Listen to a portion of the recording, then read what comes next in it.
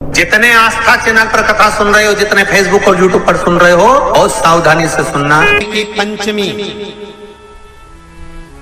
कौन सी तिथि? पंचमी, चाहे वो शुक्ल पक्ष की हो, चाहे वो कृष्ण पक्ष की। शिव महापुराण की कथा कहती है आपको सुख अनुभव हो जाएगा, कार्य सिद्ध। जिंदगी में कभी संपदा कम नहीं हो सकती, संपदा बढ़ती चली जाती है। संपदा घट नहीं सकती, बढ़ेगी और घटेगी, कष्ट नहीं आ सकता, रोग बीमारी तकलीफ नहीं आ सकती। आपके लिए तो लाभदायक है, समझ लो ये कथा।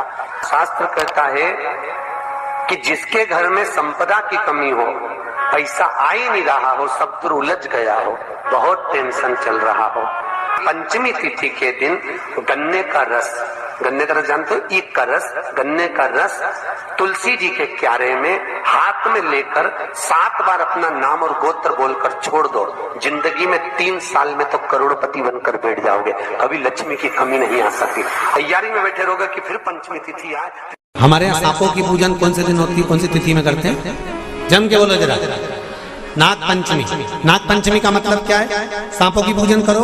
नाग पंचमी का मतलब होता है शंकर जी के मंदिर में जाकर 1 लोटा जल समर्पित कर दो। उसका कारण क्या है कि हमारे परिवार में, हमारे कुटुंब में, परिवार में कोई 7 पीढ़ी के अंतर्गत भी अगर कोई जीव तड़प रहा होता है, पड़ा हुआ होता है, उसकी मुक्ति नहीं होती है, तो पंचमी का चढ़ा हुआ जल उस जीव को प्राप्त हो जाता है और वो जीव तर जाता है, उसका फिर जन्म नहीं होता, वो तर।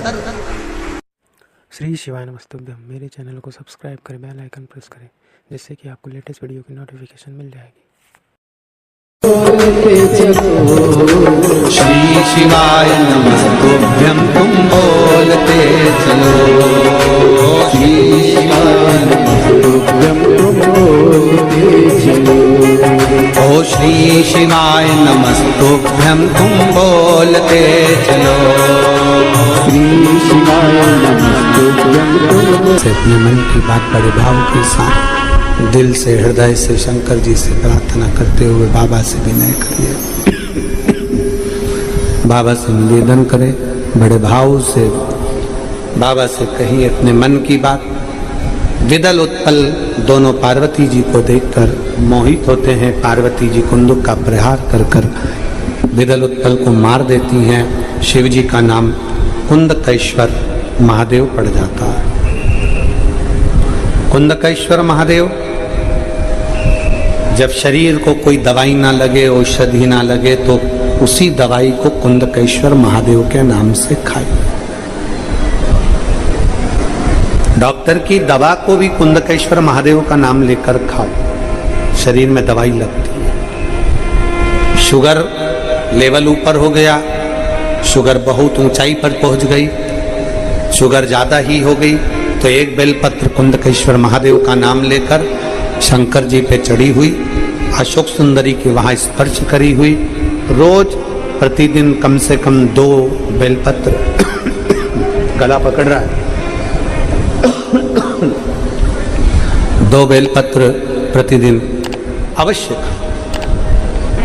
ज्यादा ही शुगर ऊंची जा रही है तो 3 बेलपत्र सुबह, दोपहर, शाम का शिव जी को जल चढ़ाएं, उसका आचमन करें। दिन भर में बेलपत्र खाने के बाद शाम को ब्लड की जांच जरूर कराएं, शुगर का लेवल अपने आप डाउन होगा। शिव पर भरोसा कर कर कुंदकेश्वर महादेव का नाम लेकर अगर खाएंगे फल मिलेगा। प्रदोष के समय पर, उससे पहले लक्ष्मी और दरिद्रता फिर भ्रमण पर निकलती।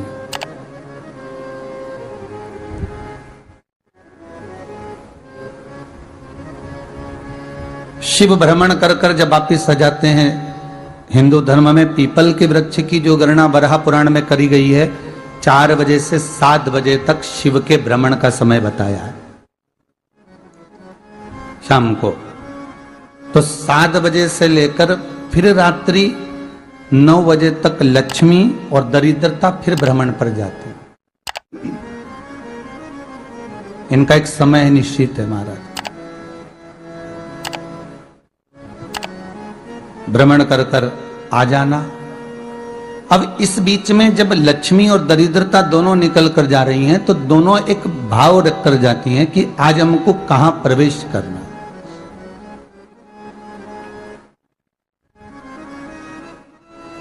आज हमें किस जगह पर प्रवेश करना है, आज हमें कहां पहुंचना है, आज हमें किस जगह जाना है। और जिस नगर में जिस मार्ग से लक्ष्मी और दरिद्रता निकल कर जाती हैं, ये दोनों का जब निकलना होता है, इनको स्थान दिया गया जहां पर स्वच्छता हो, घर के दरवाजे पर रंगोली डली हुई हो, द्वार पर जल छीटा गया हो। महाराज, उस द्वार पर लक्ष्मी प्रवेश करती है तो दरिद्रता भी जाने लगती है अंदर। जब दरिद्रता अंदर जाने लगती है तो लक्ष्मी उसको रोक देती है, पहले मैं देखकर आती हूं कि तेरे लिए स्थान है कि नहीं, तू यहां रुक।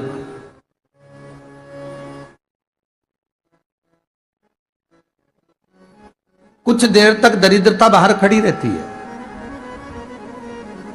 और लक्ष्मी जी की बड़ी बहन जब दरिद्रता बार बार अंदर जाने का प्रयास करती है तो लक्ष्मी जी कहती हैं, जीजी तू इतनी बड़ी होकर तुझे मालूम है तू तेरा सम्मान होना चाहिए, आदर होना चाहिए, और तू अंदर चली जाए और कोई तेरा सम्मान ना करे तो कितना बुरा लगेगा, इसलिए तू बाहर खड़ी रहे, मैं अभी आई। अंदर जाती है और जब लक्ष्मी जी भ्रमण कर लेती हैं, अंदर प्रवेश कर कर आती हैं और प्रवेश कर कर आती हैं तो दरिद्रता पूछती है चले अंदर। तो लक्ष्मी जी कहती हैं, तुझे मालूम नहीं है क्या जीजी कि जिस घर में मैं प्रवेश कर जाती हूं उस घर में फिर दरिद्रता नहीं जा सकती, क्योंकि ये तेरा वचन था, ये तेरा वचन था। अपन दोनों का जब मंगल विवाह हुआ था, मेरा विवाह जब नारायण के साथ में हुआ और तुम्हारा विवाह जब दुस्साह मुनि के साथ हुआ, दरिद्रता का विवाह दुस्साह मुनि के साथ हुआ। जब अपना दोनों का विवाह हुआ था तो अपन दोनों ने एक वादा करा था कि जिस घर में लक्ष्मी प्रवेश कर जाएगी उस दिन फिर दरिद्रता नहीं जाएगी, और जिस घर में दरिद्रता प्रवेश कर जाएगी उस घर में फिर लक्ष्मी नहीं जाएगी। अब जब मैं अंदर देख कर आ गई हूं तो तू अंदर नहीं जा सकती, अर्थात लक्ष्मी के चरण जिस घर में पड़ गए उस घर में फिर दरिद्रता प्रवेश नहीं कर रही।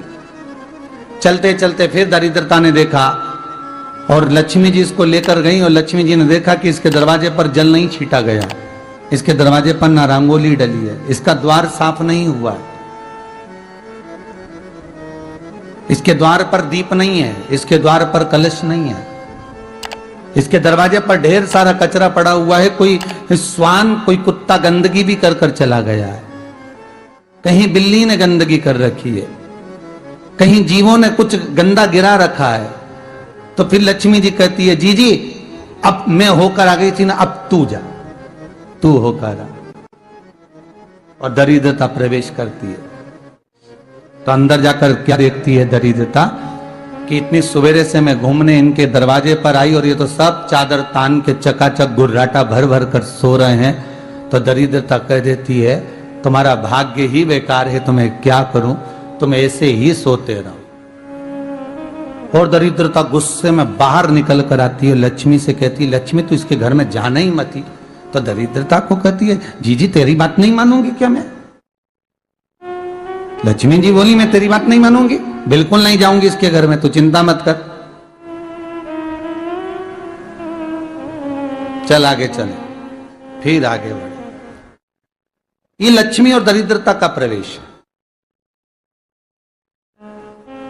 आपके घर का द्वार, आपके घर का दरवाजा। फिर निवेदन करूंगा एक बहुत सुंदर बात, हमें महाराष्ट्र से सीखना चाहिए,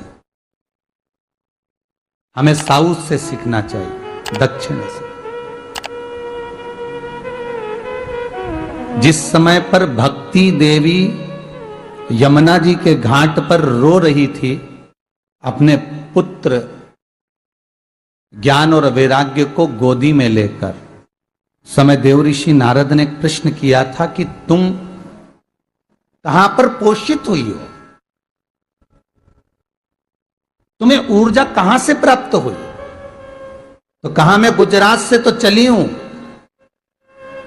और वहां से चलती चलती भक्ति देवी कहती है, मैं बहुत दुखी होकर बूढ़ी होकर, द्रवित होकर, बड़ी दुख में वहां से चलते चलते जब मैं महाराष्ट्र में पहुंची तो मैंने वहां जाकर देखा कि वहां पर लोग हर पल हर घड़ी ब्रह्म मुहूर्त में उठकर स्मरण करते हैं, नाम जाप करते हैं और दरवाजे पर जल छीट कर रंगोली डालते हैं। तो कह रही है कि वहां पर मैं थोड़ी अवस्थावान होने लगी, वहां मुझे अच्छा लगने लगा।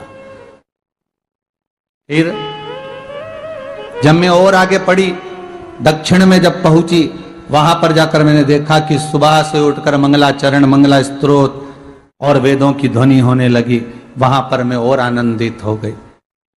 हमें कुछ चीजें महाराष्ट्र से सीखना चाहिए कि वहां रहने वाले जो भगत हैं, वारकरी संप्रदाय के जो भक्त होते हैं, वैष्णव जो धर्म के भक्त होते हैं, उनका नियम है सवेरे के समय घर में पानी है कि नहीं है, पर जब भी वो घर का दरवाजे के बाहर थोड़ा ना थोड़ा पानी तो छींट ही देते हैं। और छींटने के बाद फिर वहां पर अपने यहाँ तो दिवाली पे रंगोली बनती है जी, और वहां पर रोज की रंगोली बन जाती है कि कभी हो सकता है परमात्मा राह भूल कर हमारे घर में प्रवेश कर जाए, इसलिए वहां प्रतिदिन की रंगोली।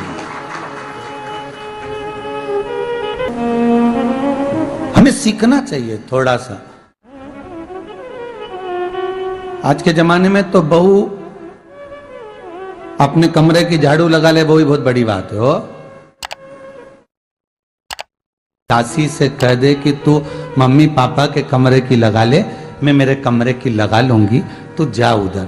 थोड़ा दया का भाव अगर होता तो उसके मन में भी आता कि मेरी बड़ी सेठानी तो अपनी जगह पर है, पर छोटी तो सेठानी की भी बड़ी सेठानी है जो मुझ पर करुणा करती रहती है। पर बड़ी तो कहे कि बेटा रहने दे, तू उधर ले जा, जब भाभी के कमरे में देख ले जा। उसके बच्चों का बड़ा फैलारा रहता ना, तो उधर देख ले, जा तो जरा उधर, मां उधर भेज रही है।